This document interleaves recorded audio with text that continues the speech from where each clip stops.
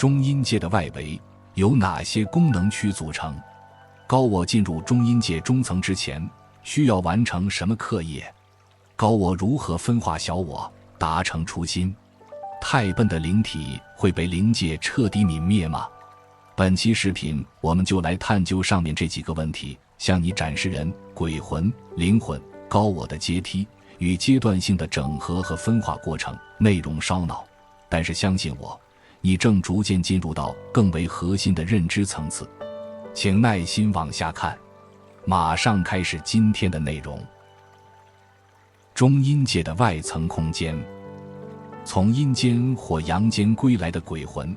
首先从不同的降落通道中进入中阴界外围的服务区。 VIP、贵宾、义工、访问学者、普通旅客待遇与流程是不相同的。普通旅客鬼魂通过前面的盘查筛选，被分配到疗养区，之后根据自身意识频率的不同被分配到不同的地方。国际转机区深造，国内转机区升一个年级，随即遣返区，同样的人生再来一遍。国内转机基本上还是那个鬼魂小团体，大家进入新的本地相同或不同年代的剧目中，去平复个体上感觉窥视的面相。国际转机要看此鬼魂的意识、能量、频率的饱和程度，投送到与其相匹配的与先前不同的频率维度空间里，进入那个频率的宇宙实相中，去经历更高等级文明物种的历史剧。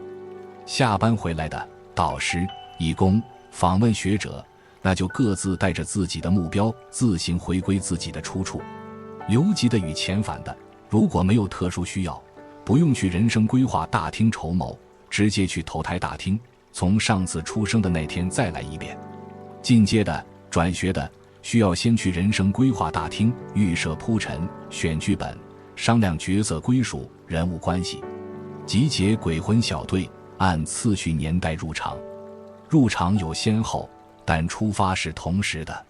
别以为自己年龄大就高明，小屁孩未必不是老灵魂。完美通过本面向考核的灵魂，达成了初心，平衡了认知，圆满了觉悟，可以去留学到更复杂精妙的维度层面上，应对更纷杂多元的理念体验。他们要先通过中阴界外围的传输光晕，转移到其他频率级别的中阴界外层空间去报名组队，开启崭新不同面向上的探索之旅。第4步，融合与分裂。在中阴界外层各维度频率空间中所能涉及到的各个面向课业均达成后，这个鬼魂有资格从中阴的外围回归到中间地带。在中间地带里，他可以遇见其他各个面向中毕业了的自己，大家交换着各自的心得体会，并相互与留守的高我意识体进行融合，回归成一个意识体的统合状态。鬼魂想要从中阴外层进入中阴中层，需要先脱下包裹着意识的鬼皮。这鬼皮好像是宇航服一般，让烟雾一样的意识有了一个固定的形象。这里有个关键点，人去掉肉身载具，鬼魂去掉鬼皮，意识云团进入灵魂载具，成为灵魂。中阴界外层乃至阳间、阴间都是比灵界低的次级虚幻空间体系，而中阴界中层往上已经属于灵界的范畴了。灵魂不会真的进入到虚拟世界中，就好像我们打游戏自己不会真爬到电脑里边一样。但此高我还不是完形高我，只是一系列高我中的一个。高我不是一个独立的单一的灵魂意识体，而是一系列不同觉知程度上的灵魂意识体的阶段性统称。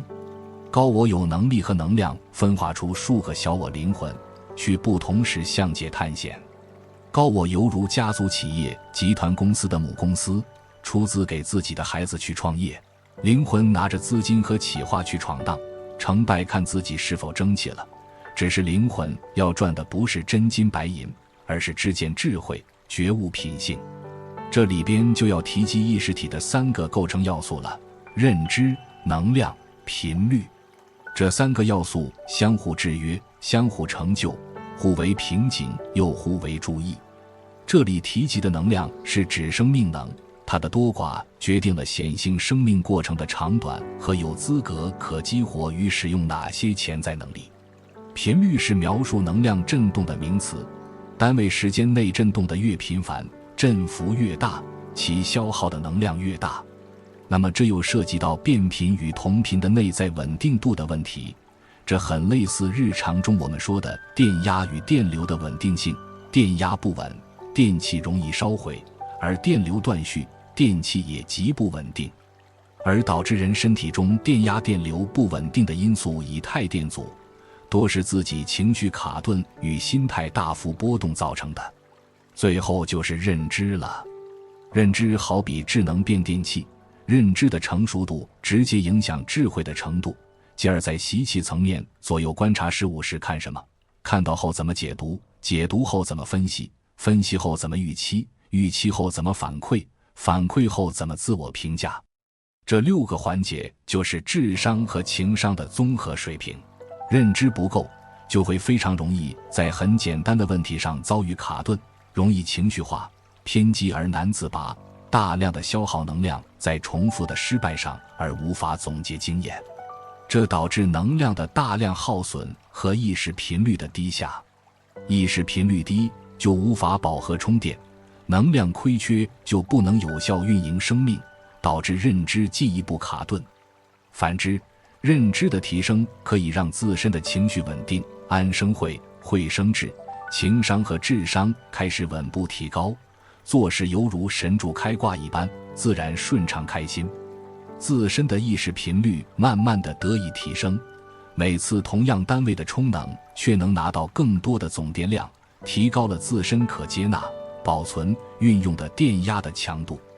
有了能量，高级的程序可以被无障碍地启动， Wi-Fi、蓝牙、5G、GPS 全天候待机随拿随用。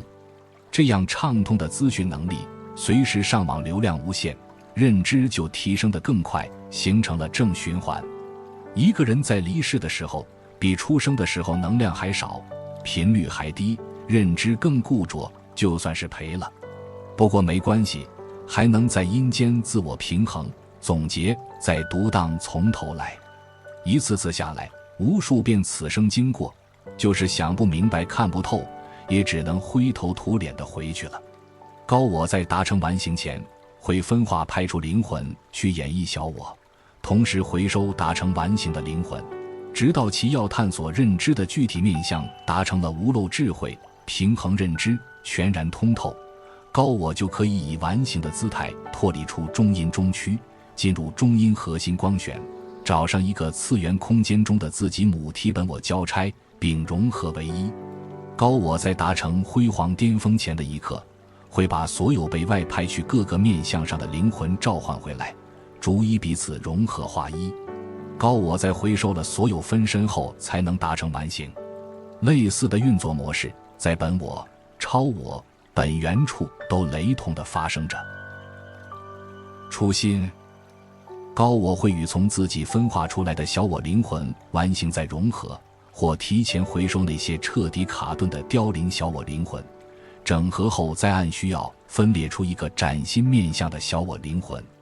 高我会依据以明了的认知与尚且困惑的认知进行比对，找出短板来规划探索的初心，然后分裂出一个新的小我灵魂，令其携带部分能量和必要的基础属性，去到中阴外围的人生规划大厅里，开启探讨那一面向的课业。这个课业就成为了这个新生小我的业力核心，也就是我们所谓的初心。新生小我的灵魂需要对这一主题中所有有可能的可能性进行地毯式探索，所有围绕这个议题的可能性都会被激发与经历。在这历经的过程中，所有涉及到的分支演变也不能遗漏，并且需要领会到得与失、增与减、对比面向的心得与感受，达成平衡与无漏的资粮素材采集。在歧途与正道上的任何一种可能性都需要反复的印证，失败后坚持可能就会成功，成功后再固守也可能就转变为失败。适可而止与只差分毫，继续努力与偏执到底，永远也无法预知哪个决定更聪明一些。直到能全然的、通透地理解了整个面相，你才能找到这个领域中最精深的无漏智慧。中阴界的中间区域是提供给高我意识本体独立成长的私人专属空间，其分化出的灵魂与达成初心的小我进进出出，与高我本体分分合合，犹如喂养着以后的工蚁，直到高我逐渐在这个探究面向上达成无漏认知，平衡了悟。高我想要达成最后的完形，必须回收所有面向上卡顿的小我，自己还不能出手，因为一旦分裂出去，就赋予了自由意识，最后只能全家帮着那个卡顿的达成任务，或让那个彻底消亡。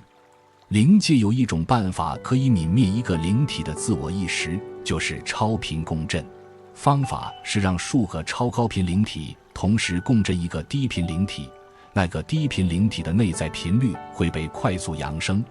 要么有样学样的豁然开朗，要么因自我逻辑意识过于顽固而导致意识熔断瓦解，格式化成为一颗空白的能量单位被再吸收，而其记忆上传到高我云端，保留成一个负面教材，成败都有意义。宇宙中的高等文明，高为高频灵魂意识个体可以去低为低频的宇宙中参与游历，但低频意识的灵魂不能进入高维视乡世界去体验。在低维世界的宇宙中存在着模拟高维世界的亚空间体系，让低维灵魂可以预览部分更高维度实相的大体运作方式和相关感受，获得激励与启迪。这一般是高维下来的义工创建的模拟服务器样板间，这样的样板间被包装成星际高等文明一般的存在，供某些近乎成熟的意识体拓展自己的认知。他们被本地宇宙中的低等文明认知成高维生物或神，但他们并不是，也是同样的角色而已，只不过使用的载具更高级些，模拟灵体或意识体的样子。某些高维空间的全息模拟模式在低维的阴间展开，